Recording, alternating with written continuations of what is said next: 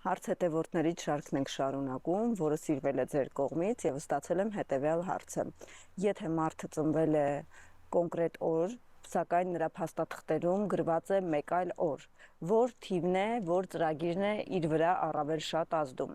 Եվս մեկ անգամ կրկնում եմ, հարգելի ընկերներ, հարգելի հետևորդներ, բոլոր այն մարդիկ, ովքեր ունեն ծննդյան իրական օր, սակայն փաստաթղթերում ամրագրված է մեկ այլ օր, ձեզ վրա միևնույն է ամբողջ ուժով աշխատում է այն օրը, որ օրը իրականում դուք ծնվել եք,